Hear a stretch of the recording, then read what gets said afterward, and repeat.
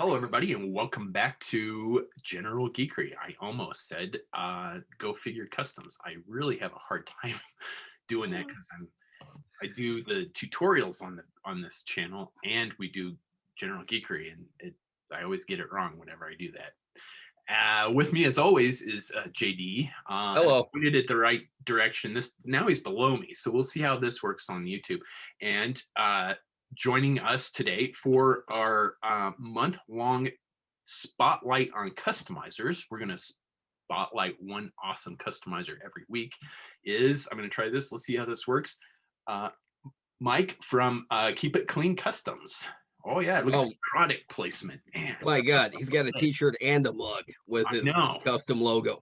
Brian, you seriously need a mug now that says "Go Figure Customs"? I do. I need a mug. I need a shirt, and I need stickers. Yes, stickers. Swag. Yeah, you gotta have swag. Absolutely.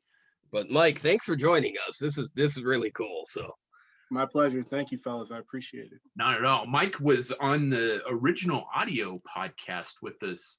Boy, geez, that must have been what, a couple hundred years ago. When we I was gonna say it was Stone Age. About 3 years ago. Yeah, and so we've been trying to get our audio guests back for the video format, and Mike, I've always been a fan of your work. So thank you. So I'm like, because I kind of wanted to make this week, because last month we had a customizer on, and somebody in our comments had mentioned that they liked the fact that we had a customizer on to talk about the hobby. And ever since then, it kind of sparked the idea that maybe if we get more customizers on sometimes, maybe we can light up the creativity for some people who either haven't in a while or don't, and they want to try it. So, and there's a ton of great custom work out there. And definitely, I thought, you know what? Let's have a month where we showcase customizers and their work and let them talk about how they do the hobby, how they like the hobby, what started them on the hobby. So, Mike, thanks for being part of that. Yeah, my pleasure. Happy to share tips and also inspire folks to, dust off the paintbrush and the X-Acto knives and all the other good tools and the Loctite glue. If you use Loctite glue, all that good stuff. I just went and bought new super glue this morning, and I ordered from Amazon. You always need more super glue, but yes, I ordered a pack of 100 X-Acto blades from Amazon for like $9. 100 X-Acto blades is like slightly more than double the cost of a pack of like 5 at Walmart. I'm like, so even if they're cheap or subpar made, I don't care. I have 100 of them. So even if they break after using them a couple of times, I don't care. I have more. I don't have to remember to go buy some at the store. It's fair. I bought like 50 at one point in time, and I just ran out like last year. And I bought years ago. That's great. This means I should have these X-Acto blades until 2025. So you'd probably be handing them off to your kid, and he's going to inherit those. Yeah, I was gonna say as he's getting older, he likes to color on his toys with crayons because he's customizing them. And he'll he takes sandpaper to him and he'll create texture, and he's like, "Oh, look at this detail I got." You know what? I can't. I'm like, yeah, okay. So sometimes the faces will come off or whatever, but I'm like, I can't criticize. I'm like, look, look over at my hobby table, and I've got body parts, figures everywhere. So, I mean, half of every number of figures I buy has a very good chance. Every toy I buy, there's an unspoken agreement with me and that toy that at some point it might get sacrificed as custom fodder, and it has to accept that when it enters my collection. And sometimes it gets replaced later, and sometimes it doesn't. It just becomes fodder. Hey, some things you got to do.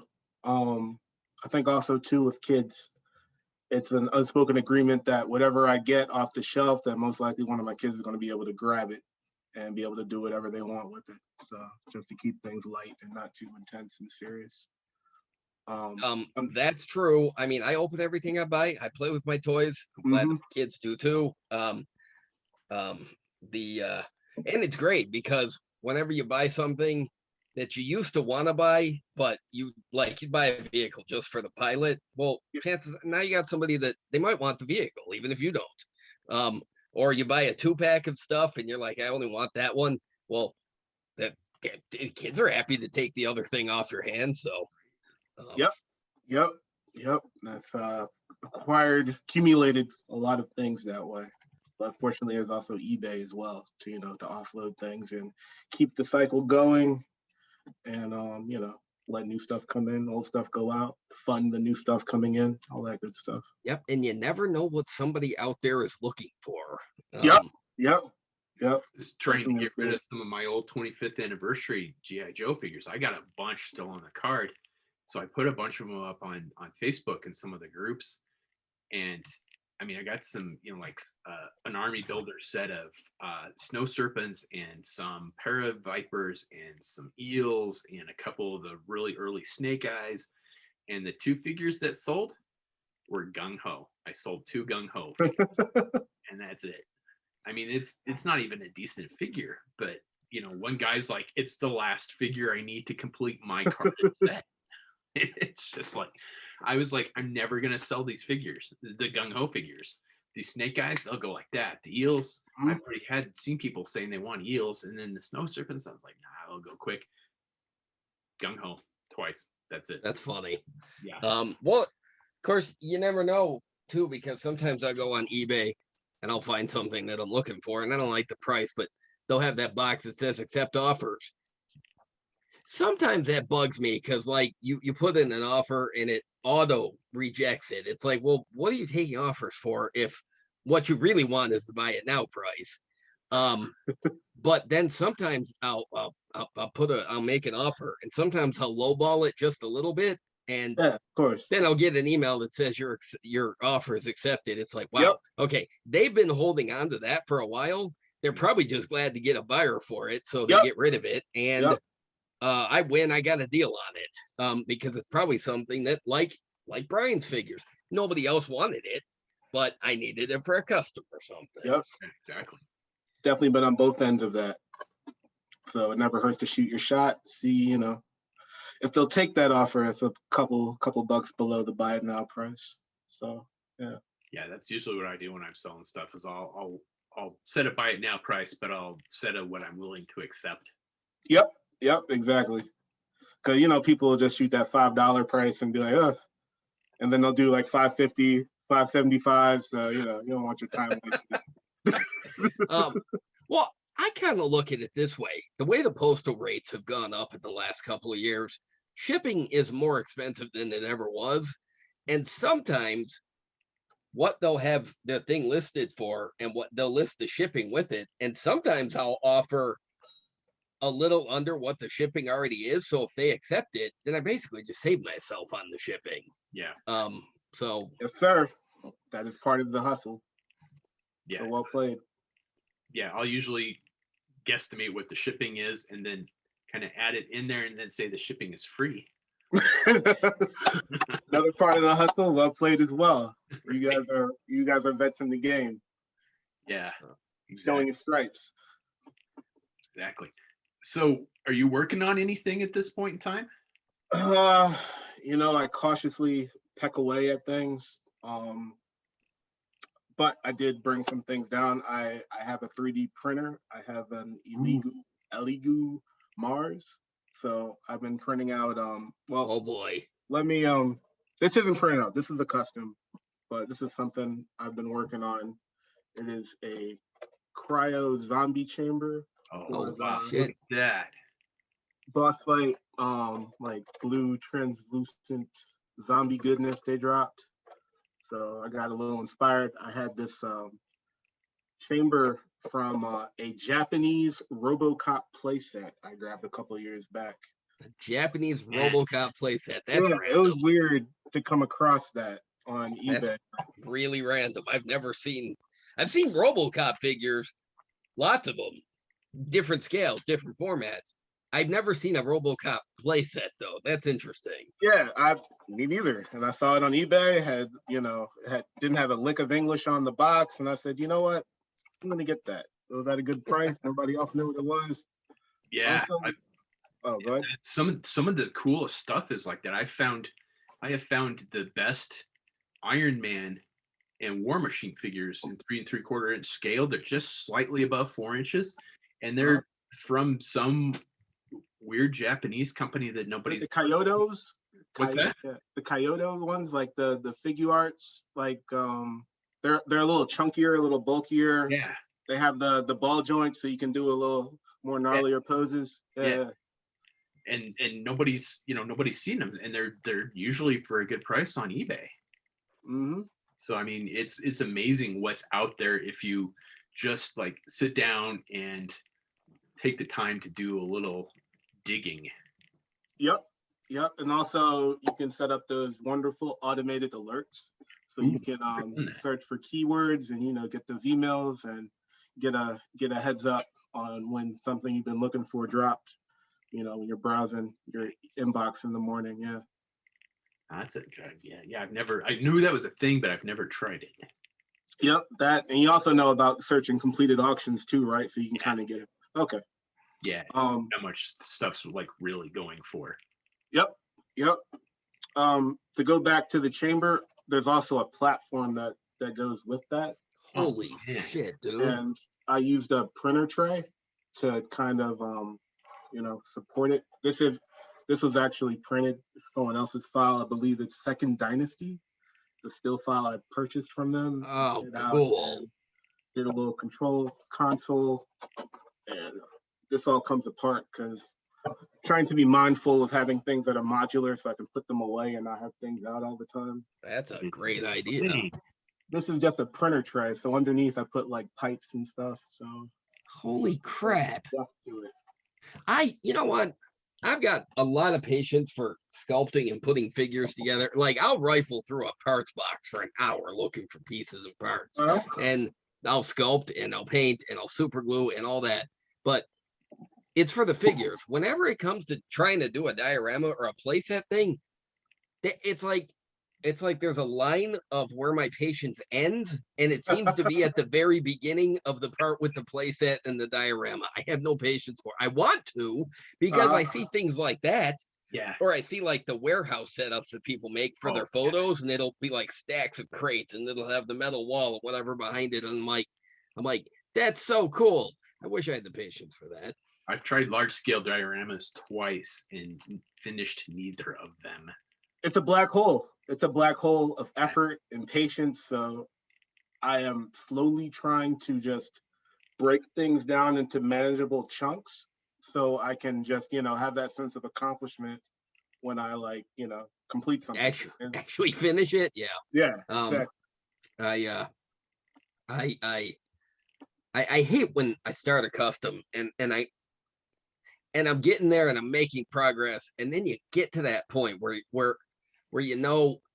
I could be almost finished with this if I just stick with what, but then you start second guessing it, and then it's like, oh God, have I derailed it to the point where I'm is this not gonna get fit? Oh man, yep. I hate when that happens. If only I had that red hat. Let me just wait for one to come out.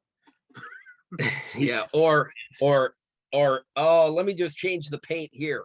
Oh no, I messed it up. And then suddenly it's like, you know what? I think I need some more accessories, or this backpack kind of sucks. And then you're suddenly like, oh man, I think I bit off more than I could chew with this. Yep. And I'm like, this is why people do lazy bastard customs. So but that playset's super cool. Are you gonna do more of those type of things? Definitely. I'm also working on more like biohazard type little detail things, like some trash I printed out in the printer. Nice. And some barrels I'm going to fill with like some zombie parts to kind of just go on top of the platform to the side. Our buddy Panama would enjoy that kind of stuff. That is my brother from another mother. Love that dude. Yeah, he makes some elaborate zombie labs type stuff. Sometimes I look at this stuff and I'm just like 3D printer too, didn't he? Yep. He just got the Saturn. Yeah, I think Which one did you say you have? I have the Mars. So the Saturn is the next step up from that bigger platform, perfect for a vehicle enthusiast such as Panama. So gotcha. I'm stoked to see what he has in the wings for that. I am just like, oh, I want one, but I don't know anything about them or how to use one or. There's this thing called Google. It is a vast wealth of knowledge, and you can jump into a couple. There's groups on Facebook, and at least with a lot of, I guess with anything online, you post you have a problem with something. 8 different people have 8 different solutions for you, but one of those is the right one. So you're on the right track. But there's also, I mean, you can always ping me. You can ping Panama. He's always willing to help. And a few other really folks. thinking about it because I got a gig coming up in October it's just like one day of work, but it's gonna pay a decent wage, and I'll have some money burning a hole in my pocket, and it's like might be time to get a 3D printer. Yeah, man. What I've been consistently impressed with looking at the 3D printing stuff people are making are the vehicles they make for like the classified Joe line. Like, yep. Somebody posted pictures of a 3D printed Manta windsurf board for the classified figures, and I'm like, oh my god! Like they put classified Flint on the Manta surfboard. I'm like, oh my god, I want one. I didn't know I wanted one, but I want one. Man, now I'm thinking to myself, because I have a Manta windsurf board that I got on eBay like 2 years ago. And you know what? The thing is really cool, but it's janky as all hell. And now I'm thinking to myself, well, instead of just a 6-inch version, are people printing out like replacement 3 3/4 inch scale versions? So you've got one that you can set up and isn't janky as all hell. So the original one, you can keep it safe someplace. So when you look at it wrong and it falls apart, it's in storage. But some of the 3D printed stuff I'm seeing, like somebody printed a 3D, the classified scale CoverGirl's Wolverine. Yep, I saw that. Yeah, that's nuts. Damn. Saw that is nuts. Beauty. I saw a Vamp Mark 1 recently too that was really nice. Yep. I wish I could name drop, but I've been to a page that had just about a lot of the old classic vehicles. Just they had the 3D files there, so you just take your time, and depending on the size of your print bed, you can just slowly, meticulously, assemble and then eventually paint, a nice upscale vehicle from your childhood, and put your wonderful classified figures in there. So very exciting time to be a collector. And also a customizer, builder, designer, all that good stuff. Yeah, because that's one of the things that I'd like to be able to do is like 3D print, backpacks and heads and just parts for customs. Yep. Another fun trick, I guess, not really a trick, it's just something you can do is that, with 3D files, you can drastically, scale them to whatever size you need. Right. So one thing I've been doing to kind of like hit the customizing bug itch is to I know I made the 118 scale dial, but I've been making like 164 scale dials by just, printing out miniature things and scaling them with transformers and whatnot. So nice. Yeah. Can't wait till you get your printer, man. I'm excited. Excited. You seem like you're on the fence, but I think you're ready. And I'm looking forward to seeing you print some stuff out. I'm seriously considering it because it's like, ooh, normally wouldn't be able to afford one, but and you can print stuff in different colors too, so it's not like you're just stuck with just something that's gray or clear or black. Like you can print in it wouldn't matter. Brian would prime it and paint it anyways. The guy primes and paints everything. Where see a lot of my customs I'll avoid, I'll use pieces where I don't have to paint the faces, so sometimes I won't have to paint the eyes or whatever, but Brian will take a fully painted factory figure, prime the whole thing, and he'll just paint over all of it. And I'm like, but the eyes. He's like, I hate painting eyes. I'm like, well, really didn't have to. He's like, yes, I did. I'm like, yes, you did. Who am I kidding? I So, respect it. I respect it. I'm in the lazy bastard route where, you know, especially if all the variety available now. I peeked at your MJ I was Marauder. going to mention that. Yeah. What do you Yeah. think of that? What do you think of that Vietnam Kickstarter that he's got going? I honestly I've pledged, but I haven't had a chance to sit down and figure out, you know, what I need from the Kickstarter. And I want to replace and collect because I saw like they've been running through, I guess, milestones like so quick. Well, I mean, last one I saw was like something that looked like Shipwreck, right? Yeah. yeah, that was the last one that got. I think that was the last one that got unlocked. It hasn't been Okay. unlocked yet. The nurse was the last one that got unlocked. I haven't looked. Okay, No. so but it's got to be close. Well, Oh, Um, okay, it didn't get and unlocked. then- unlock at 293. Let's see what they're at. Give me a sec. And you know, by the time somebody watches this, it'll be unlocked. I was gonna say Yeah, this we're is already- fascinating content. Like, for you're our wrong. listeners. They're 290, 290,089. So they're less than 2,000 away from unlocking that sailor. I still have my level at the 6 pick any figures, but I'm like, I know I'm gonna have to bump that up because I know I'm gonna want more than 6 of them. They're cheaper now. You're gonna get them later. Just get them now. You're saving yourself money. That is true. That's what I was That telling is my a wife. I'm like, I'm very bumping it up good point. to the 12, and I'm like, I'm saving us money. She's like, you're spending money. I'm like, I'm saving us money. She gives you that look like, all right, whatever keeps you happy, champ. Right? Exactly. So I saw Shipwreck. There's a tunnel rat type looking person, I think.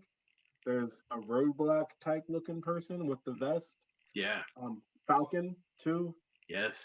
I apologize for just framing everything in GI Joe, but that's the way. Dude, No, you know what? I do it too. I'm Those looking, are- I'm looking, and I'm like, yeah, that's yeah, that's you look on the threads, and they're like, hey, that looks just like Shipwreck, and I think people are gonna really be happy with that sailor one. I think that one's once that gets unlocked, I think you're gonna see the numbers just shoot through the roof. Yep. Because people are gonna want to buy that in 50 and 100 to staff their flags. People are gonna Definitely. want a ton of those figures. Yeah, and then also it's a bit more detailed. Maybe I guess it's more detailed than the 25th Shipwreck. Yeah. So you can let that one definitely. go. Oh, yeah. And pay for this. That improvement over that 25th Shipwreck. That Yeah. 25th Shipwreck's a shipwreck. Yeah. So it's also another way to look at it. Yeah, 25th Shipwreck is one of the rare figures, one of the rare 25th figures that. All right, here's my stance with the 25th line. Most of it seemed really cool at the time, but they were a little wonky. Now, a couple of them were a little wonky. There were a couple that were wonky straight out of the box, and you could tell. Shipwreck was one that, you know what, his proportions are weird. He's really like skinny and lanky, but in the wrong sort of way. But then it's one of the few figures that I look at, I'm like, I can't help it. It's janky as all hell, and I love it anyways. And then I look over at the 25th Gung Ho, and I'm like, and that's where the wheels fell off quickly with the 25th was that shitty Gung Ho that Brian has now sold 2 of. I'm like, why does anybody want that? But so, Mike, where'd you start with the customizing? How did you get into the customizing game in the first place? How long you been doing it? I think the door was opened with Transformers, actually. I think there was a customizer named Frenzy Rumble I came across. Oh yeah, I remember that. Yeah. I remember him. And he was doing some gnarly customs when the market was really kind of dead and just the new movies were out.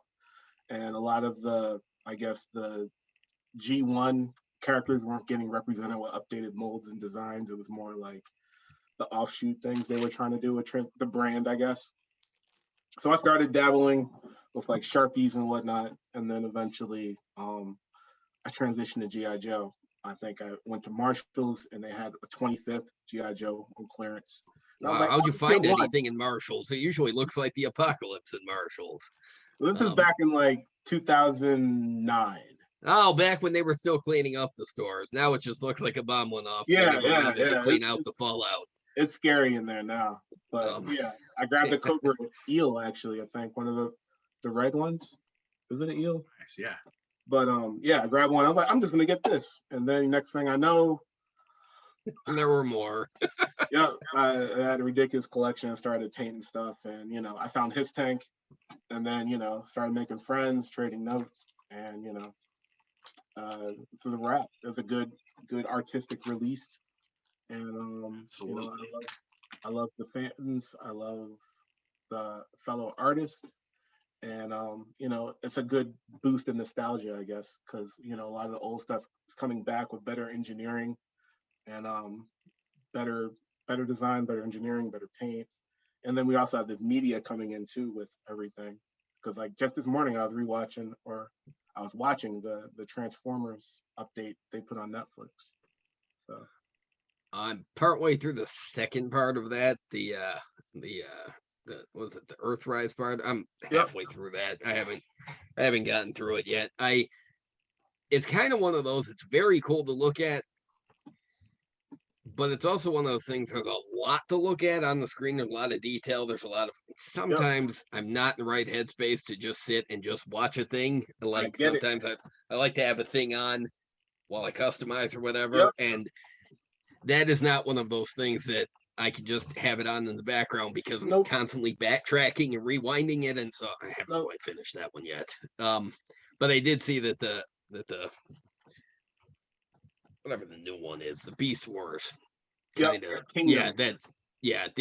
I did see that was on there, and I'm like, oh God, I gotta finish the second part so I can. Yeah, Mike, because I discovered your. I think it was it Good to Go Customs, the board you were posting there, and I think you had a slice and dice that I saw, and I was like, oh my God, that's amazing. Those are still my favorite customs you ever did, because thank you. Slice and Dice are my favorite Cobra Ninjas, and yours are still my favorite customs I've seen of them. So thank you, I appreciate that. So I've been a fan ever since I saw those. But did you see Geekery dropped an updated version of Slice's head, like as a 3D file, which he released, I believe, at some point, or he's going to release. It's amazing. Yeah, I was sorry to see that he's taken a hiatus. I mean, I went on a streak where I think I had like 5 or 6 customs that I based specifically around just the stuff that he was making. I made the Storm Shadow version of the Don Moreno. I did the 2 major from Sicario. Didn't your Dukes of Hazzard's customs, their heads came from Geekery, right? Yeah. And Kalen is a menace. He is so meticulous, and his work is flawless, like always an inspiration. Definitely happy to have him as one of my friends. So. Yeah, I was sorry to see that he was going on hiatus. I'm like, oh man, because his stuff is fantastic. I've still got 2 heads that I'm saving. I've got a Charles Bronson head of his, and then a I just lost the actor's name from Platoon. Tom Berenger? Yes, thank you. Yeah. He did a Tom Berenger from Platoon head, and I'm saving that. Oh, so he's got the scars and everything. Ooh, cool. Yeah, so I'm saving that for when the Marauder Vietnam stuff drops. Nice. And does Giga make a Charlie Sheen head from Platoon? Because then you could double that as a Navy SEALs head. No, that was a horrible movie. That was a quality piece of schlock, sir. The first half an hour was okay, and then after that, it just kind of went downhill. That is absolutely true. There's no defense against that. Yeah. No, the opening sequence is pretty nice, but after that, it just kind of I can't take Charlie Sheen seriously, and neither can anybody else. So I don't think so. How about you guys? How did you guys get involved in the hobby? I was a teenager when I was a little kid and I discovered the back screws and the Joes that I could switch the heads around, suddenly all of my Joes, suddenly all of my Cobras would start getting taken apart. So they were Joes in disguise.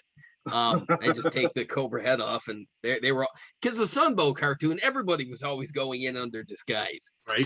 They were always stealing each other's uniforms and pretending to be everybody else. So the Sunbow cartoon definitely played a part in that. And then, yeah, because I remember when I was about 8, I discovered that the back screw could come out because my dad had a little screwdriver, and so started swapping the heads around. I didn't start really customizing with paint and stuff until I was a teenager, and I was buying the Star Wars Power of the Force 2 line from Kenner. And when the Shadows of the Empire line came out, there was Luke in the red, stupid, bulky Coruscant guard uniform, but there was no Lando. And I'm like, fuck this, I need Lando. So that was it. The first thing I ever did was I swapped the Lando head on, and I got some Sculpey material, and I sculpted the collar so he matched Luke's look, and that was the first custom I ever did. I was 15. And ever since then, I was picking away at stuff all along. So I didn't really get, let's say when I got really heavily into it, when the Spy Troops line came out. No, not Spy Troops. What was the follow-up to Spy Troops? Valor versus Venom. Yeah, I got heavily into Joe Customs then, because suddenly I was updating a lot of vintage stuff in the new sculpt style. I would find parts that would match up so the proportions were better.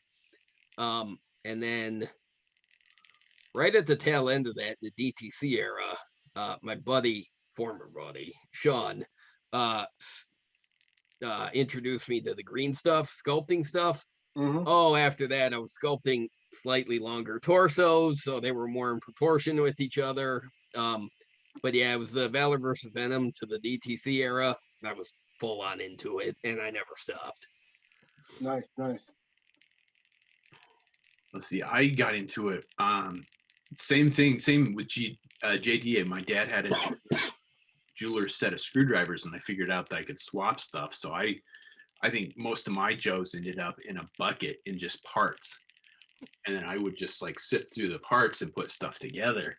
But I didn't do any painting, and then I got kicked out of the house when I was 18, so all that went away. But shortly after I got married, I started buying G.I. Joes that I had when I was a kid on eBay, because I'm only going to buy the ones that I had when I was a kid, right? How'd that go for you? Wet. Exactly. So only gonna get the ones I had. Only gonna get the favorite ones I had as a kid. Yep. Wait, I didn't have that one when I was a kid, but I wanted it, so I'm gonna get that one now. It's like, I need the whole line. I need the whole wave. Right. And now look at the room he's sitting in. Whoops, slippery slope. Yeah, just a little bit. And then I cannot remember the eBay user's name. I probably still have it saved, even though I don't think he's done anything in probably a decade, if not more. That I saw that he was selling customs on eBay, and I had never heard of like full on customizing before. And I looked at this figure, and I'm like, I don't know every G.I. Joe figure that's been out, but at the time I thought I did. I'm like, I've never seen this figure before. I don't recognize. I mean, the parts kind of look vaguely familiar for some reason, but the colors don't. So I PM'd the guy, and I'm like, where did you get this figure? I've never seen this before. And he replied to me, he said, it's a Hive Viper was the guy's name. He replied to me and said that it was a custom, and he did all the paint work himself. And I was like, and then he suggested that I go take a look at joecustoms.com. And then that was it. After that, it started just putting stuff together like JD said. And then I saw a customizer, Dave Anthony, who does like hyper realistic painting. And I'm like, that's what I want to do. Yeah. So I started imitating kind of his painting style. So that's how I got into the more hyper realistic customizing of action figures, was just seeing what he was doing and trying to learn some painting skills. And Yeah, no wonder you were into Joy Toy. As soon as they started, you saw those pictures. You're like, that's it. That's the toy line I've been waiting for. And I look, I'm like, yeah, they're too realistic. He's like, you're crazy. And I'm like, no, they're too real. I'm going to go buy the Fortnite figures. He's like, they're goofy looking. I'm like, whatever, more my style. But damned if my Joe customs don't use parts from both of them now, though. Yep, definitely. Mine too. I've had a hard time customizing any of my Joy Toy stuff because I like it so much the way it is. I have a specific custom in mind that I want to use one figure for, but I'm having a hard time just like biting the bullet and using the figure. Look, I'm impressed by your fortitude. Now stop this shit and customize it. No, I'd get another one. You'd be all right. Exactly. Just buy a new one. Yeah. They also have they have bucks you can buy. You can get the blanks. Yeah, I've got one of the blank. I've got it put together. I don't know how I want to paint it yet. Thought about using it for one of my Range Viper Omegas. That's why there's a skull on it right now, but I haven't decided what I want to do with it yet. But yeah, the blanks are nice for sure. Yeah, that Recondo I put together the other day, it's one of the blank Joy Toy heads. I just took I didn't like the hat, so I just sculpted the skull on there and I put the head over top. But I looked at that head, I'm like, with the microphone over the ear and the sunglasses, I'm like, that is completely badass. And then I put it together and I was looking at it and I'm like, I only just noticed, I'm like, this thing has a strange resemblance to Brian. Okay, so Brian is Recondo, so that was a little weird. But yeah, I bought the blanks and here's what I discovered. They're very cool. They're great for gear and stuff.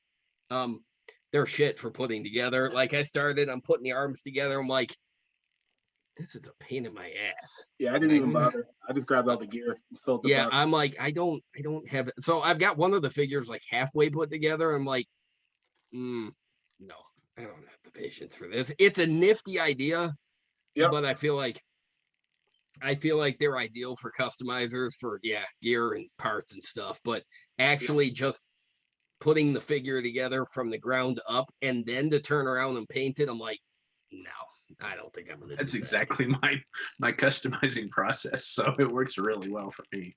Yes, I like the contrast between both of your styles, so. Yeah, well, and it's funny. It's because last night he and I were chatting. It's like when I get stuck on something, I'm like, fuck it. I take a picture of it, I send it to JD, and I'm like, I don't know, man. Tell me what I'm doing wrong here. And sometimes I'll be like, well, nothing, but what are you gonna do with it from here? He's like, I don't know. I'm like, I need a color scheme. But then every once in a while, sometimes I'm looking at something and I'm like, I can't decide. Is it done? Is it not? So I'll shoot a picture of it to Brian and he's like, all right, that's cool. And I'm like, all right, maybe I can stop second guessing it now. That's what happened with Recondo was I put it together and I shot the pictures. I'm like, he's like, that's pretty cool. And I'm like, it's barely a custom, but okay, sure. I've become happy with it since, but at first I was just like, I don't know about this. Yeah, no, it's kind of funny because I was talking to my wife about that. I'm like, I don't know what to do with this. And she's like, JP, he'll tell you if it's shit or not. I don't know. She does give you ideas though and stuff. Like you bounce some of the ideas off of her and stuff. And I know sometimes I think sometimes she tells you to ask me because she's like, I literally can't even right now. But I don't know, Mike, who do you bounce your ideas off of? Does your wife care? Like if you show her, is she gonna be like, wow, awesome, or is she gonna be like, no? My wife is always very enthusiastic and gives me good. That's good. feedback. That's good to know because I know some people with their spouses that their spouses just are out of it and they do not care at all. And I'm like, that must really suck because you she's don't artistic have a as well. sounding board. She's artistic as well, so that definitely helps. Absolutely. She has a Cricut. She has and she makes like designs. She makes like custom cups and Oh, cool. labels and all types of other things. But I have the admin group over at the Keep It 100. So I have Ruben, I have Jose, Panama, Solomon, and Dave, Star Wars Geek, bounce a lot of stuff off him. Eric's over in the admin chat as well. Colors owner, I think that's his name online. So yeah, I have a lot of folks, before I submit that last picture and, post on Instagram or Facebook. So I definitely also have that. I'm always looking at stuff and like, can I tweak that? Does it need a wash? Do I need to dry brush it? Is the wash too heavy? Is it too light? All those wonderful thoughts. So how do you like have you used the Cricut? No, I have left it alone because I don't need another thing to be messing with at the moment. What is it? I have no idea what it is. Found out what this. So what it is it's basically a label maker, except like really fancy label maker. So basically, you could, in theory, well, not in theory, because I saw somebody do it. Somebody bought one of the I don't remember what brand, but it's an 1/18 scale Huey helicopter models, put it together, painted it, and then they printed their own stickers.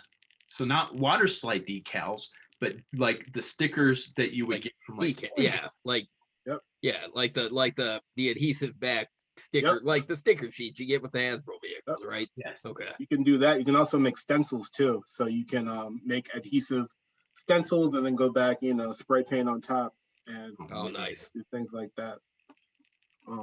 So you're not messing with it then, like you just. Dude, I got the 3D printer. I have a foam cutter, which I've been playing with a little bit. Nice. For, bigger dioramas and whatnot. And then also, I guess as your kids get older, you kind of have to like shift things around and off-selling parts of your collection. So I've been busy with that as well. Just, getting rid of a lot of old stuff, bringing in new stuff.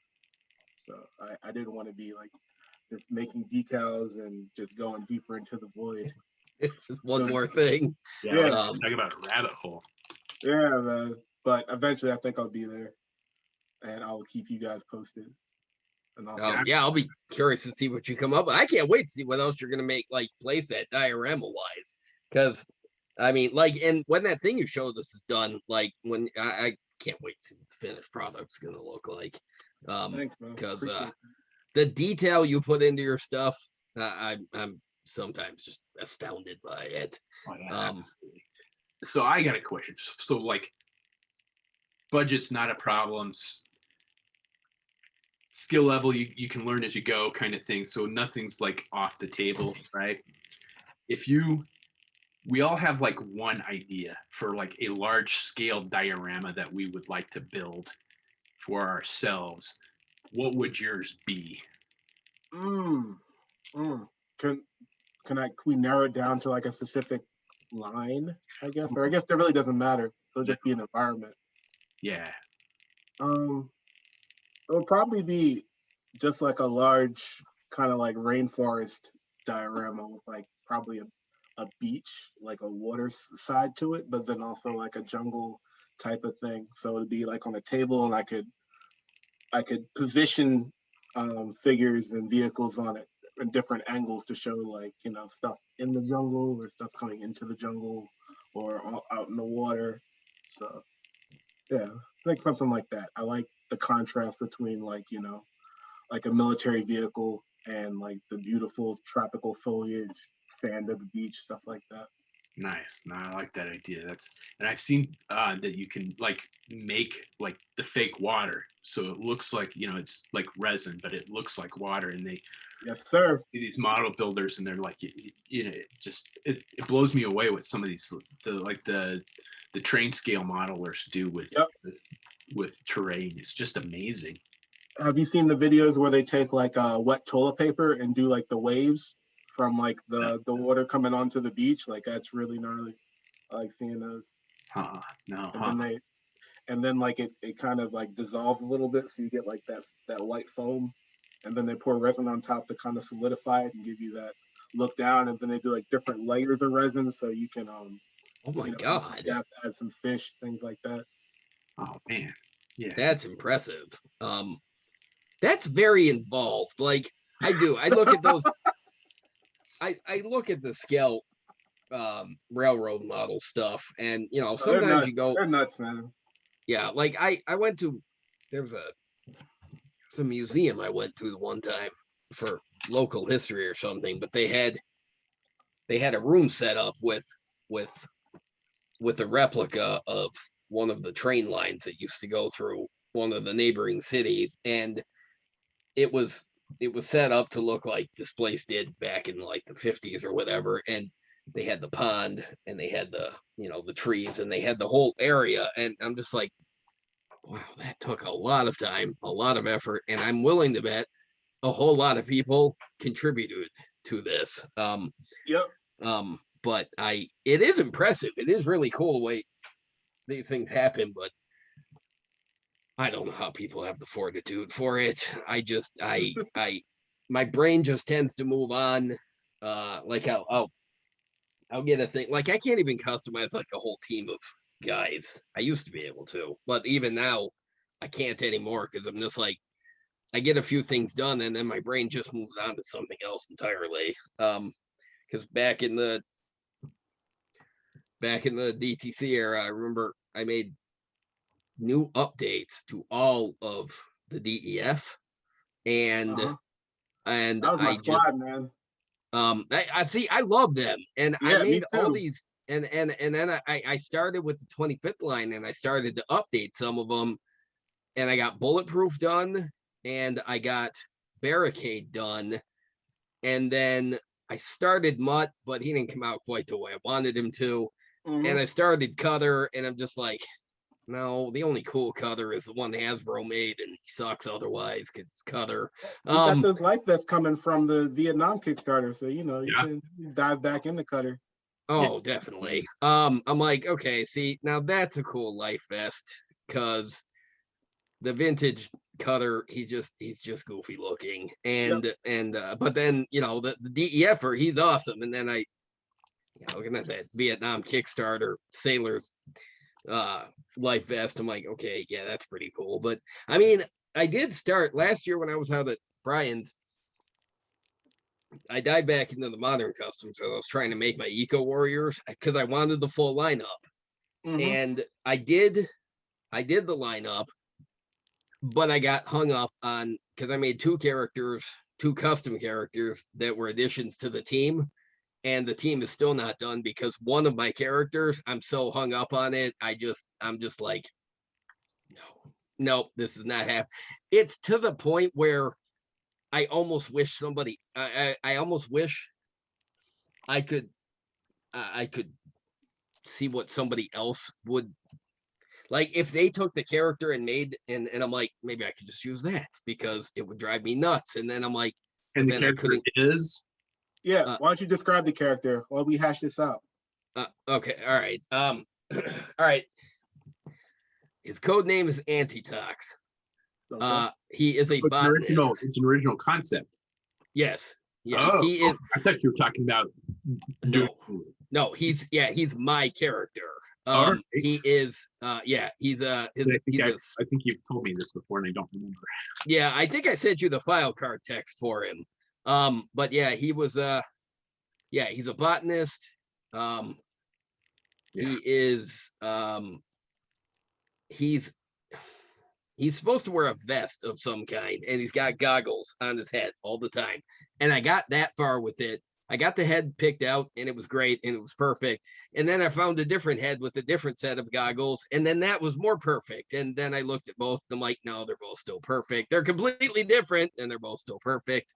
And then I redid the body no less than 4 times with 3 different recipes, and I'm like, I don't think I'm ever gonna finish this figure. Yeah, you So were working on that when you were out here. yep, he was what? Yep, and I've never finished him since. I pulled out the work and I've repainted him twice. I've come up with different color schemes twice. I think yeah, I think you all are gonna have to talk me down on this one and help me come, because I'm so What color because schemes are you messing with? primarily green with like kind of gray highlights. Because he's in my tattoo. He's right here. You can't see it very well, but yeah, he's got a green undershirt and a gray vest, and he's got kind of long hair, and he's got, yeah, there's goggles always pushed up on his forehead. But I've tried 3 different recipes with 4 different let's see, 2 different heads, 3 different bodies, 4 sets of arms, and I'm just like, no, I can't get there on him. And in the process, I became slightly unhappy with 2 of my other ones, but I'm leaving those alone. I'm not going down that road. I'm not going to redo them. They're fine. They're just fine.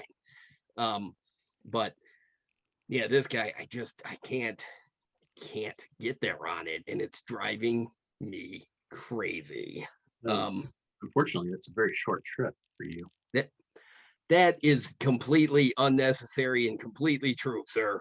My ADD is at an all-time high when I'm working on my anti-tox custom. Because well, the code name came from, there's like the Hasbro behind the scenes sketches, like the initial sketches they do of the characters when they first start brainstorming new characters. Yeah. One of them was an eco warrior with kind of a handwritten name of Antitox, and that turned out to be Clean Sweep later.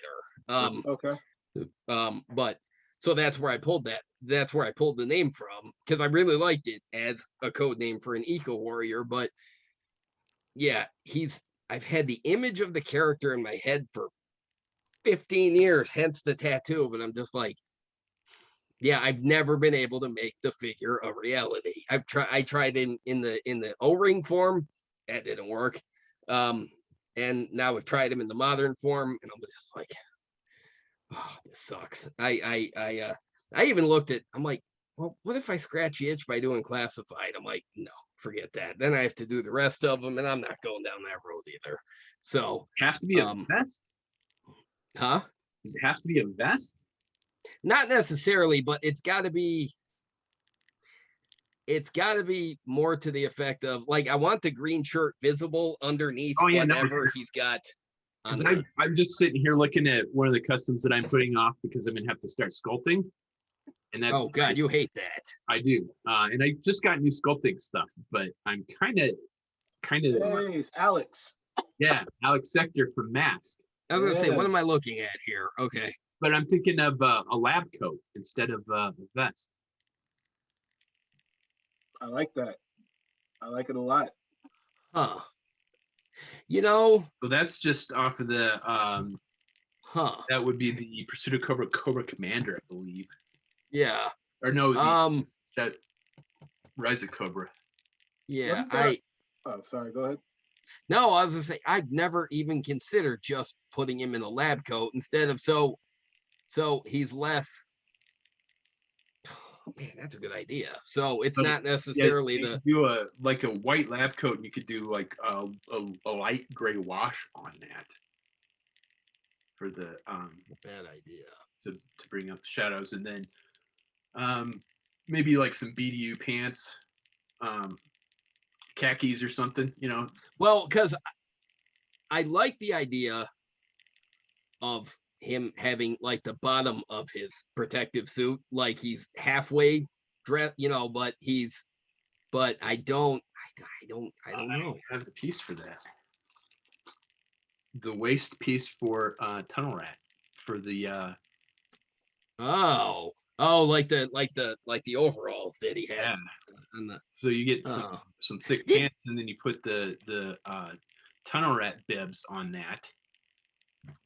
So he's partway suited up, but like he's in the middle of getting his whole protective gear.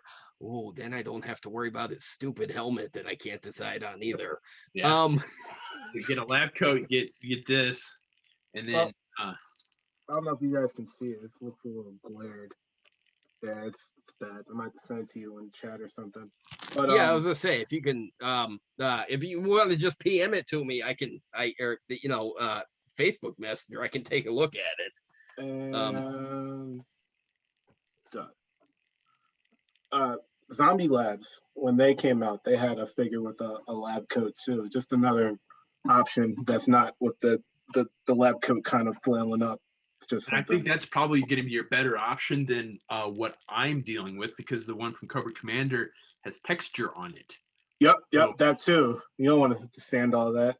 Yeah, no, it's a pain in the ass, trust me. Yeah, Brian, hold that figure up. I want to see it closer. I don't know anything about. I have no idea who this character is, so I'm just curious what it's starting out as. And it's not even remotely the right color. So okay, I was gonna say, is it partially painted or no? The head is because I don't have the unmasked head yet. Okay. So the masked head, but it'll be a lab coat, so it'll be white. I think he had brown pants, and I don't remember what color shirt he had. I mean, I'd have to Google image that. Blue or gray, maybe. Yeah, that sounds right. Mask used to be my jam even before GI Joe. Like Mask, that was my show. I had Boulder Hill. I had all the vehicles. Like, we JD has like zero interest in Mask, which never ceases to amaze me. I can name Matt Tracker and Miles Venom. That's it. I know there's a character whose first name was Brad, and I know I know there's a guy who looks like a Dreadnought. There's good job with that yellow, man. Airbrush, man. I know there was a character who's Warfield or Winfield or Wingfield or somebody, but yeah, I don't know. Mike, here's the funny thing. All the elements of Mask are things that I love, but for some reason you put it all together into Mask, and I'm just like, I don't know why. Everything is great. Transforming vehicles. Look, I like Transformers. You've got a team of specialists like GI Joe. Okay, cool. Mm-hmm. You've got the head of an evil organization. In the IDW comics, they've even tied Cobra and Venom together. Yeah, I saw and that. They made like a hybrid book out of the two. And I'm just like, they combine them. They literally put Mask into my GI Joe comic, and that couldn't get me into it. What the hell is my problem? You don't have the nostalgia, man. It's all good. It happens. Yeah, I think that's a good point. I hadn't thought of that. Yeah, you don't have the nostalgia for it. See, I want to do a Mask show, just to, like talk about the line and the different vehicles, and I think there was stuff that didn't get released. And there was that sea container somewhere in South America that had all those minted Mask vehicles. That and they were divvying them up with people in the group, and then also they've been unloading them on eBay very slowly, but we're at I guess market prices, which are nuts. I was gonna say, so you mean where you sell internal organs to get the money? Yeah, I think I saw one of the vehicles from Mask for just a G. It was $1,000, and I was like, I'm good. I'm gonna pass. So, hey, you could you know what? At this point, you can 3D print your own. This is very true. Well, that's what I'd like 1/18 scale. Eventually, is to 3D print Mask vehicles in 1/18 scale. Yeah, because Mike, I know a couple of years ago I don't need any other projects. I know, a few years ago you made some of the Mask customs, and I was looking. I'm like, they're so, again, keep it clean. There we go. I'm like, these are like, they're production looking quality, and I'm like, these are so awesome. It was the first of many times I said, why the hell don't I like Mask? So, damn it. It's like my wife tried to make me watch Dark Crystal. I don't know if you guys are familiar with that. I know what it is, but I've never seen it either. All right, cool. So it's not just me then. No, I've watched. My wife loves it too, and I'm like, no thanks. I watched the movie, a few years ago for the first time all the way through, and it came down to two things. The Gelflings, like they're cute, but they're a little bit creepy. The Skeksis, the crow people, that is scary as all get out. And I'm glad I didn't see it when I was a kid, because I probably would have been terrified of them.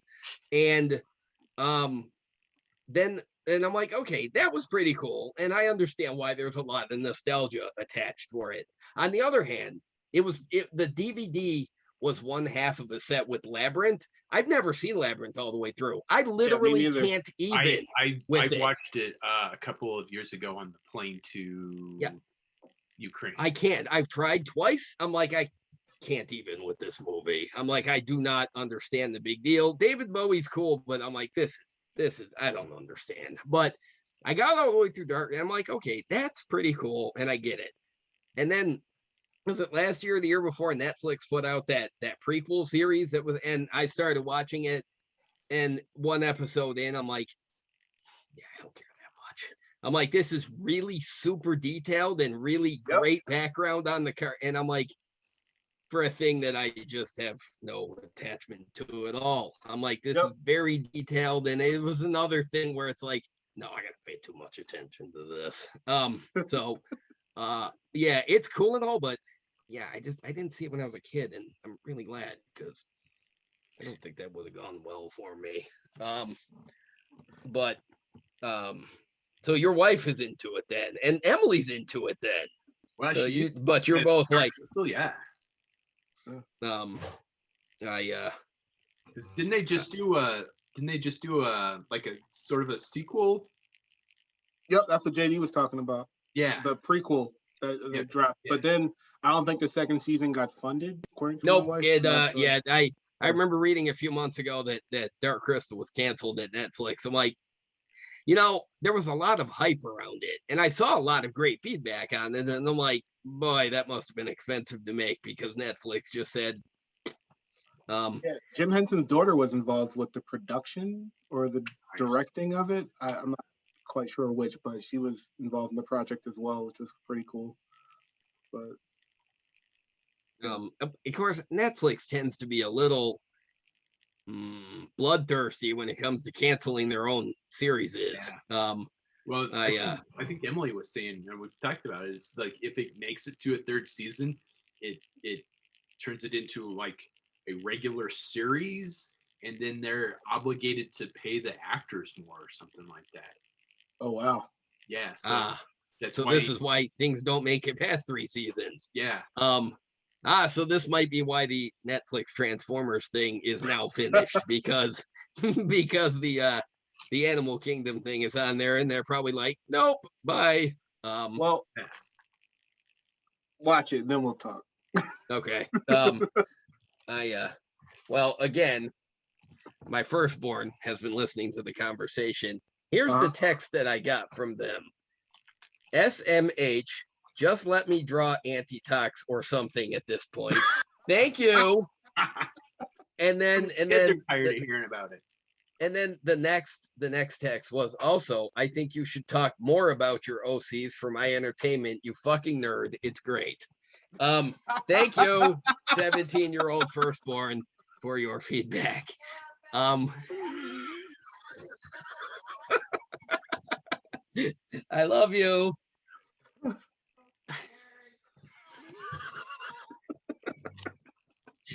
Yes. I think you guys should do a promotion where you have folks do their renditions of Antitox, and you give the criteria, and maybe they'll even get me to brush off or to you know what? That's not a bad idea. Custom contest. Yeah. Custom contests.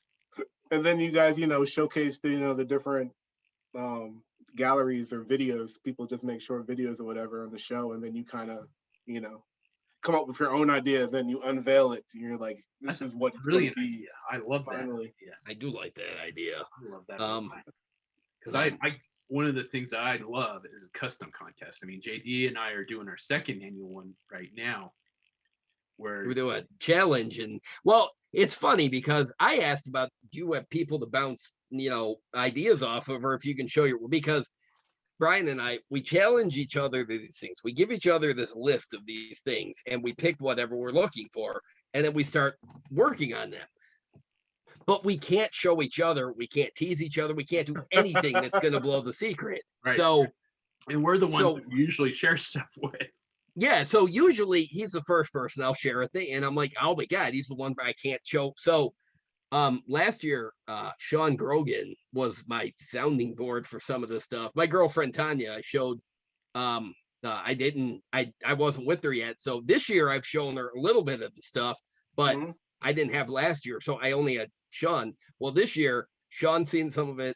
KR Customs has seen some of it, and Tanya's seen some of it. But I don't.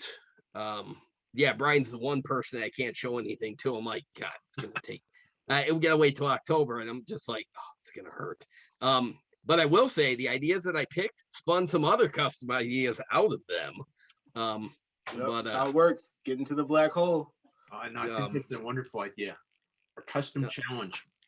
We could do that, and then we could do put a list of 5 characters together. Between 3 and 5 characters. Put it out there and just say pick a character from this list, make a custom of it, and then we'll showcase it on that. We'll do a show about it. That's not a bad idea. But I really like Mike's idea of getting community ideas for anti-tox to get the including my child who can participate. Thank you.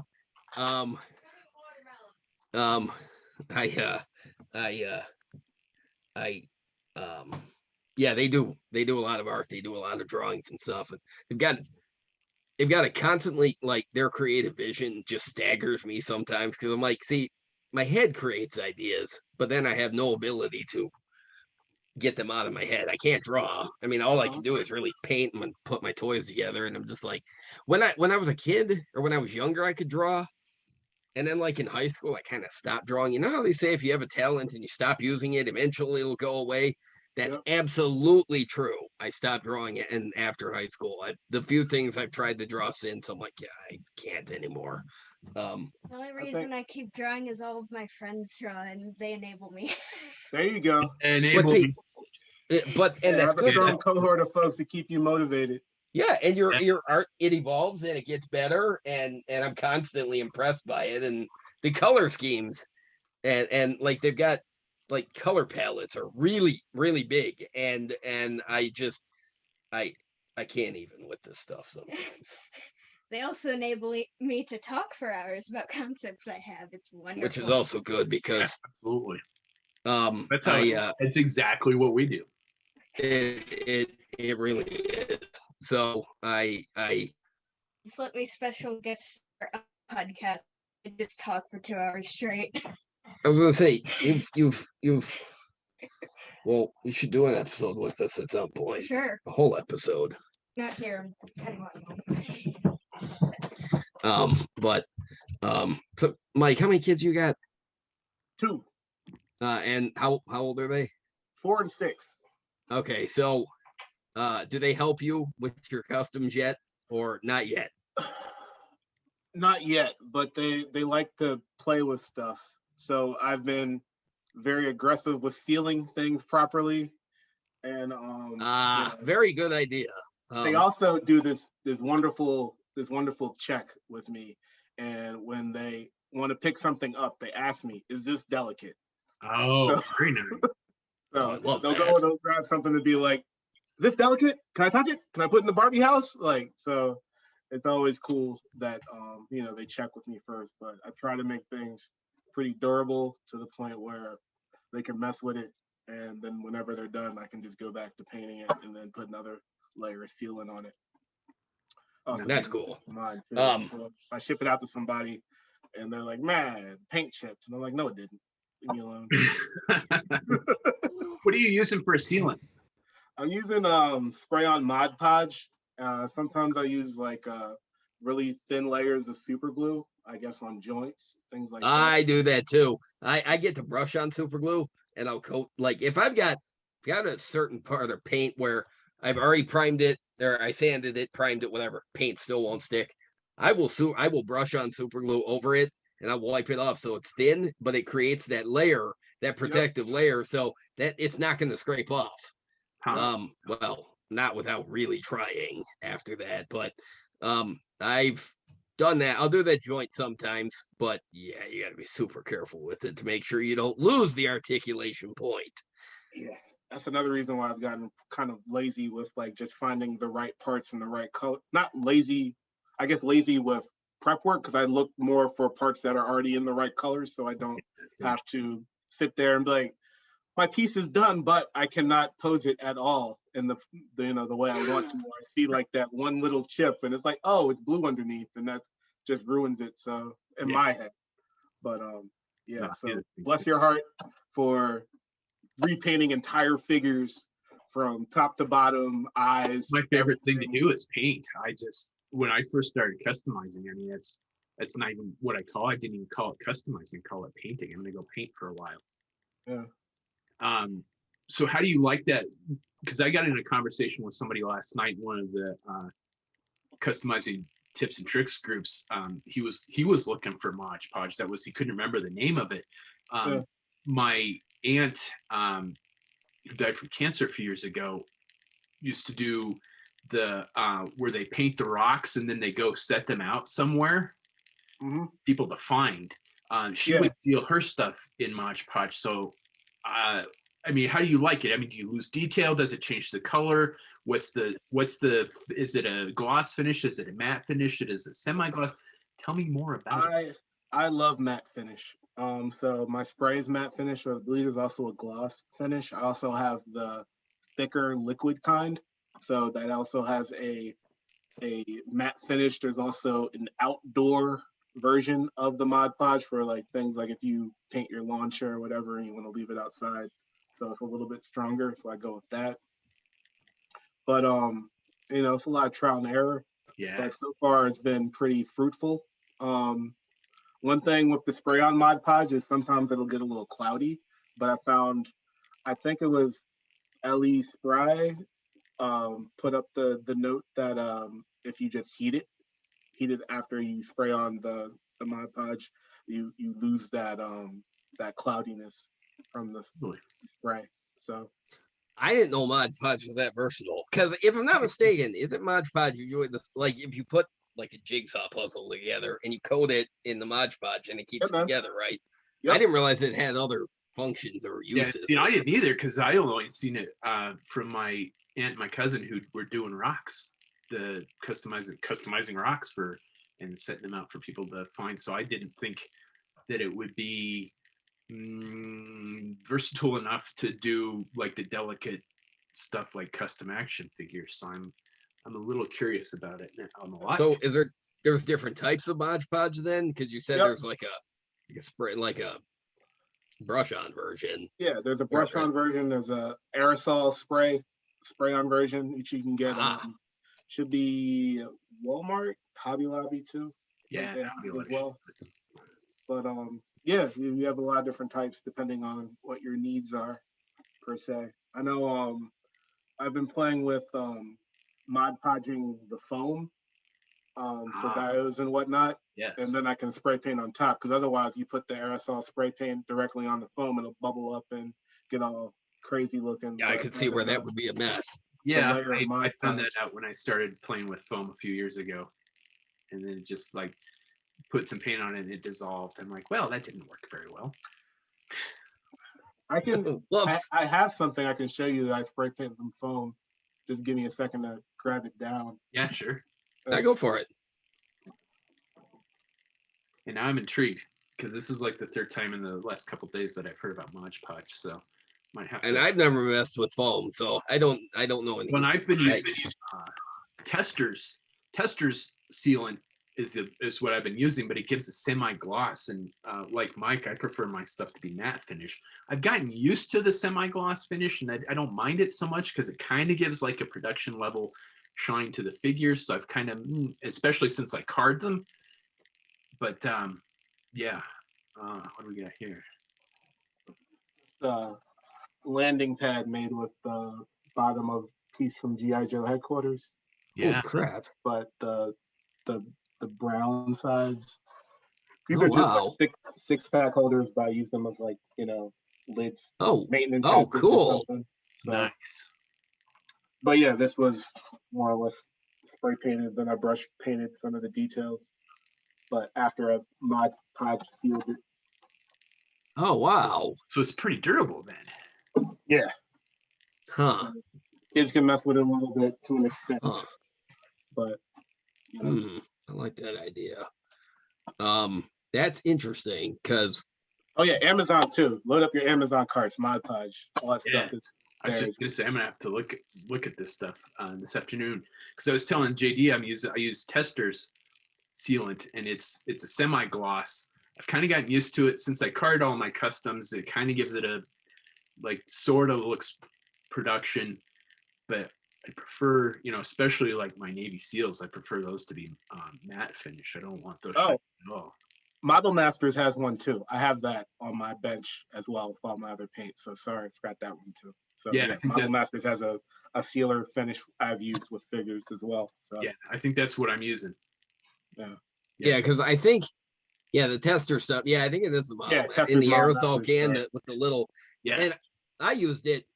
I used that because when I was at Brian's last year, that was the sealant he used. Yep. And I liked it better than the sealant I was using before that because the sealant I was using before that would sometimes make that area, if it was the wrong, like it would have that cloudy effect and was like, God, that's really annoying. So I started using the Tester and it's really cool. But like the primer, it's expensive for a little can. And I'm like, wow, I'm going to go through that fast. I like primer last week. I bought another can. I didn't quite need it yet, but I looked at Amazon. They said one left in stock. I'm like, nope, that's mine. Thank you. But a few more customs, and I'm gonna be through that second can too, which is fine. I don't mind paying a lot for the primer because it works. But if I could get sealant that didn't cost as much as then I feel like I'm making some more economical decisions. Yeah, I have no problem forking out for primer because nothing is more expensive than regret. Yes, this is true. This is true because that automotive primer you used to use that you turned me on to 10 years ago, you said there was that one custom that you stopped using the auto primer after that because it ruined it because it was bad in the can. Ever since then, I steer clear because I'm just like, ooh, I don't want to repeat that. Yep. But not making the one that I was using for years and years. I've been using that for probably 10 years since that I got that bad batch. I switched to a different brand, and it was by a company called Armory, and then they stopped making it. So I switched to Maya, and I think it's like I don't remember how much. It's not very much. There's not a lot in that can. Yeah. But it's they have some great colors and it's $11 a can. And I was experimenting and I'd gotten some of the Army Paints primer and primed the vehicle and it came out really nice. I'm like, okay, maybe this is okay. And then I primed some softer plastic and it was tacky and it never dried. Oh wow. Oh, hate when that happens. I will use the Army primer for like vehicles and hard plastics, but you can't use it on like anything that's flexible, like vests or the caps, accessories like that, because it doesn't dry. Yeah. It's tacky. It's like enamel paint. That's annoying. But and then the only downside to that is the can is only slightly larger. Uh-oh. I know where you're going with this. Than the can of sealant. Oh, he texted me 2 weeks ago. He's like, fuck. I'm like, what happened? He's like, I grabbed the primer instead of the sealant. I'm like, oh no. He said the garage. I'm like, what? How? He's like, I wasn't. Uh-oh. I did that one time. I just finished my barbecue and all that orange. I'm like, oh man, finally it's done. I hate painting orange. It came out nice. I was really happy with it. Thanks to KR Customs who put me on to the right color for this, because I've been wanting to do this figure for years. It was halfway built, and then I saw we had KR Customs on, and he showed me his. I'm like, I got to finish mine.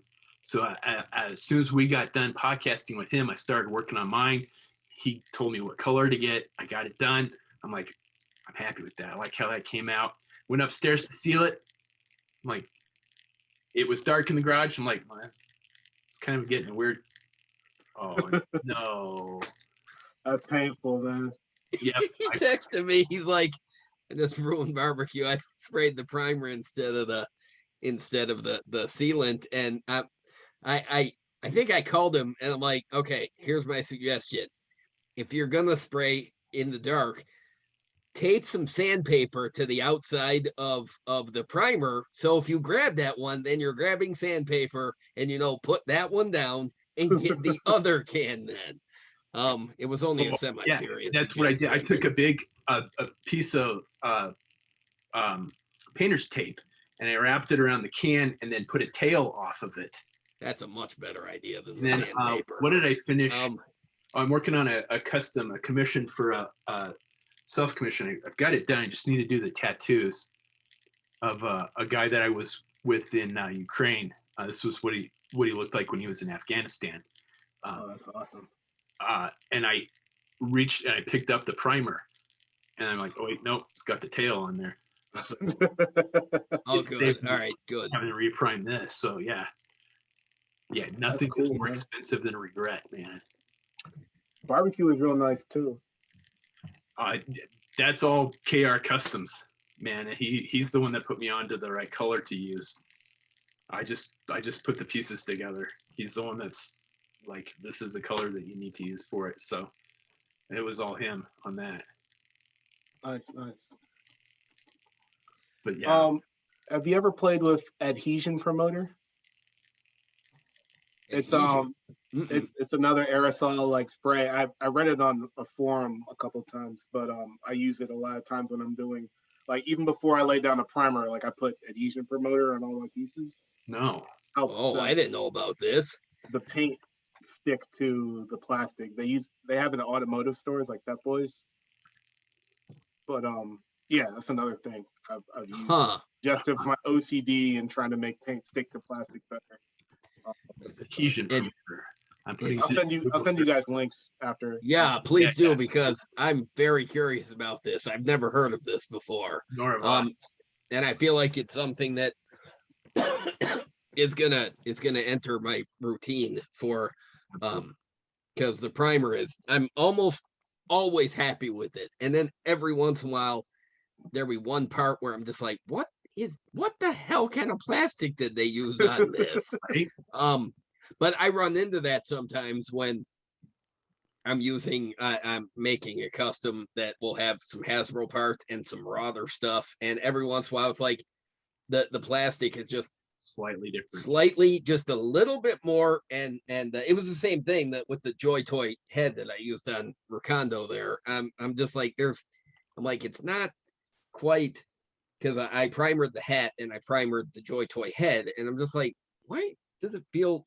I'm like, it's better on the Joy Toy head than it was on the hat. I'm like, this is really annoying. So I sanded it down and I reprimed it, and that took care of it. But I like the idea of this adhesion promoter. I'm gonna have to try that too. You got a brand that you like?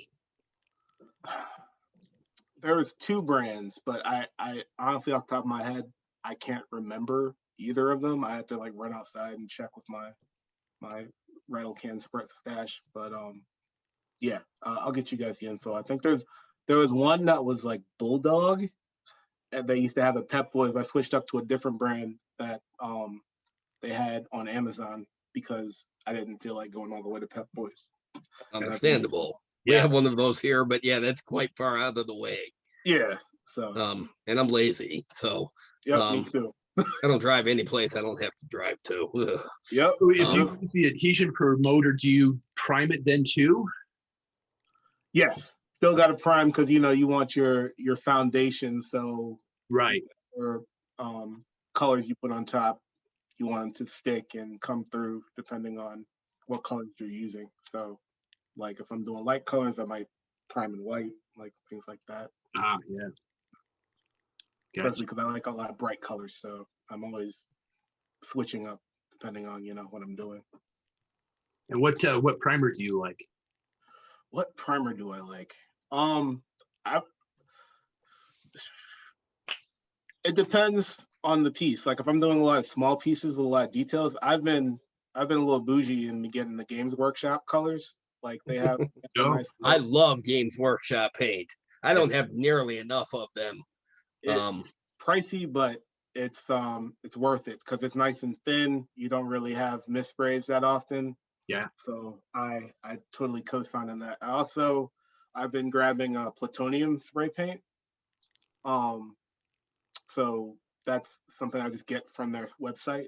Okay. It might come from Canada. I don't know, but it's pretty cheap on their shipping. Like once you get over $50, then it's free shipping. Yeah. And then for figures, 100% just straight up Model Masters because that stuff is wonderful and it adheres pretty nice with the figures. But I haven't painted any figures in a while just because I've been doing the Dio stuff. Spray paint, be nice and lazy. Spray, go do something, then go back, spray. Yep. So I love the Model Masters primer because if you get a little, you hold it up and you're spraying, there's that spot that for some reason, no matter what, the primer just doesn't get there. So you're spraying, so you're moving the thing around. And so you're ending up with extra primer on the other parts, but it never gets thick and weird. And you never, so it's okay. So I love it. I have no complaints about that at all. I do have complaints about some of those sculpting areas. I'm like, why won't you take primer, you stupid thing? But it's great because you're right. You spray it. 10 minutes later, you go back to it and it's all dry and you can continue priming. Because there's nothing worse than a thing that you spray and you have to wait an hour before you can go back to messing with it.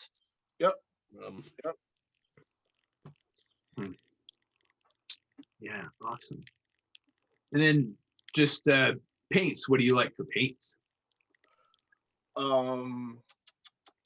Just what to use, I guess, when I'm painting stuff. Yeah, I mean, what are some of your favorite brands? Everybody always wants to know. Everybody always asks, what brand of paints do you like to use? So yeah, the Games Workshop stuff, like that stuff is awesome. Like the silver, the gold is ridiculous. Like I don't have a lot of things to paint gold, but like that gold is just the end result is gorgeous. There's some Krylon translucent paints which I've been playing with. Actually, I can show you. What? I don't know about this. I want to. Ooh. Maya makes some too. I sprayed a little bit on here, so it made it a little bit more cloudy. But this is cool. Nice. Empire Strikes Back chambers. I was gonna say that looks like the back to tank. Yeah. I did it back to tank, and then I try to do it in like a Toxo Lab kind of scheme. Oh, that's cool. Very nice. I feel like Cesspool needs a lab. Never mind. What? He does. I damn it.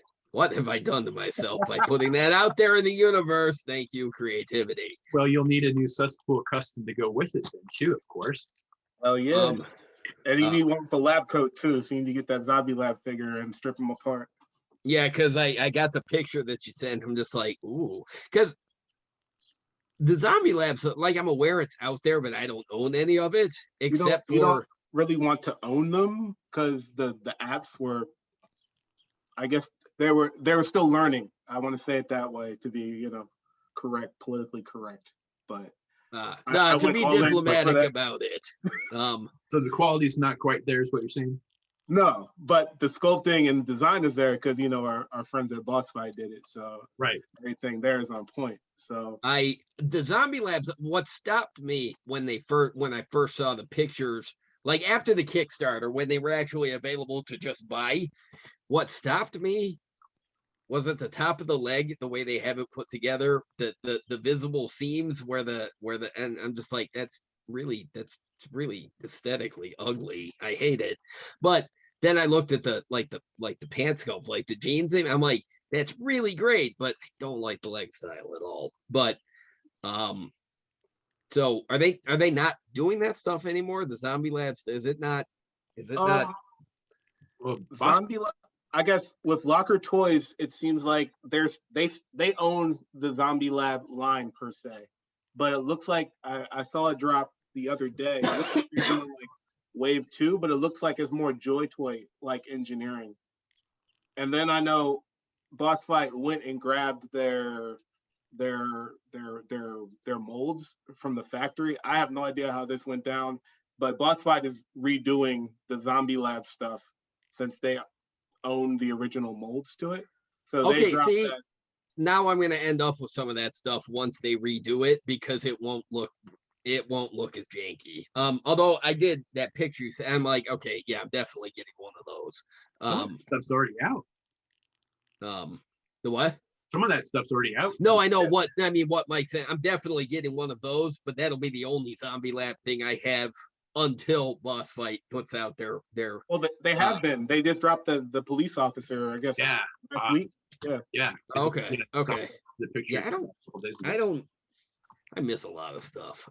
My focus is so narrow sometimes when I'm on Facebook. My news feed is so filled with G.I. Joe stuff and like real life stuff that I miss ancillary toy lines and things like that. I got a solution for you on that, JD. Uh-oh. If you don't want to miss stuff, you go to Mike's page. Mike is always putting out what cool stuff is coming out on his Thank you. Well, see, the problem with Facebook is you click on a like on something and that's great, and suddenly your newsfeed is just inundated with the same stuff, like podcasts and stuff. I swear to God, if I click the one thing, then all of a sudden my whole feed is podcast stuff, and it's like, stop this shit. Where's my G.I. Joe news, or where's my toy line news, where's my custom stuff? So I go and click on a custom thing, and then it spins into people bitching about the classified line not being available everywhere. I'm like, my God, Target has been restocking that stuff over and over, so nobody should be bitching about it. No, instead now they're bitching about the things that aren't exclusive, how they're not available anymore. And I'm just like, goddamn Facebook. Stop showing me people can. If I could put a filter that would block out any and all complaints about anything, that'd be great. But you wouldn't have much of a news feed left. Yeah, I was gonna say there wouldn't be any news feed left. You're right. Oh, speaking of things being sold out, when you asked about me bouncing ideas and customs off of other people, I have a group chat. My Squad 31 is folks in Maryland that we all help each other like hunt for things, toys in stores, and also bounce artistic ideas off of. So only a shout out to Josh, Mike Fogg, and John. So that's cool. That's cool. So you've got a huge circle of people that you can share this hobby with, and they give you feedback. That's cool.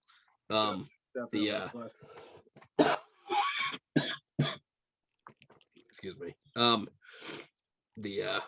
Still got some residual. I was gonna ask. Still can't breathe. Yeah. Breathing through my nose is still an issue. But it's better than earlier this week, where breathing was just an issue altogether. Because it turns out breathing is important, and when you can't, it sucks. As a person with asthma, I know all too well, sir. Oh yeah, I can imagine. Yep. It's the daily inhaler, and then I've got to use the CPAP machine at night, and all earlier this week when I was sick and I was having the runny nose, I couldn't sleep with the machine on because I take the thing off, I take the face thing and to blow my nose, and then I'd put it back on, and I try to go back to sleep, but my nose would start to run again. I'm like, son of a bitch. I take it off, try to blow my nose, and I'm God damn it. This is so, like, for 2 nights in a row, I couldn't wear it because my nose was so. And then the other night, or 2 nights ago, my nose was so stuffy because it wasn't running anymore. Then everything was just stuck up there. And so I got the thing over my nose. I'm like, fuck, I can't breathe through my nose. This sucks. But Yeah, asthma. Yeah, put that with the asthma and the stuffiness and the You okay? Okay, I'll be right back. I didn't have my son the first half of the week when I was sick, and then I got him, and now he's sick, and I didn't even give it to him. So, All right, I am going to pause it real quick here then. Recording again. All right. and my son was napping, but he woke up because he's having trouble breathing, and he went back to sleep, going I back get to it, sleep. man. But I didn't know if he was gonna start hacking, and but no. So, but And we yeah, are there's almost at 2 hours. So yeah, I was gonna say, well, there's always something to learn with customizing, yeah, absolutely. and it's a big world. And if you're not already customizing, well, the three of us suggest you get into it. And if you are already 100%. doing it, well, you can always get there's always something new to learn and always something new to try. Absolutely. And that's what I love about this. And it's, I saw somebody complaining about something on one of the boards, and it's like one of the things that I tell people that complain about, like Crisis specifically is if you don't like it, learn to make your own. If this is too expensive for you, I can understand that. Learn to make your own. But instead of just being snide, it's like, here, we will help you to make your own. That's what's important is it's one of the reasons that we like to do this, is like we like to share this knowledge. And if you're watching this video, this YouTube channel is great for that, because we talk about that on General Geekery all the time, and then there's just tons of tutorials that we've put up. And every week this month, another customizer is going to be on with us, so we can keep having these same these conversations where we learn new things and we talk about new things. And if we could spark somebody's creativity to try this for the first time, absolutely, I'm happy about that. And I'm here to tell you it works, because people watch our videos and then they're sending me pictures of their work and saying, hey, look what I did. And I'm That's like, awesome. yeah, it's the feedback that makes it worthwhile, because it's like, hey, somebody watched the video, somebody learned something, somebody's doing this, somebody had fun, and somebody's they feel that they're better than what they were before they started. And that's what's just fantastic about that. So I think that's about all we got for this episode. Mike, thank you very much for joining on this episode. Yes, everybody, thank you. In It was the show notes below, I will have a link to Mike's customizing page, which is called Keep It Clean Customs. And it's probably on this side. Yeah, Mike, thanks for joining. It's nice talking to you again, because you guys too. It's a pleasure. We got to meet up in person once things calm down. That would be great. Try and be at Joe Fest next year.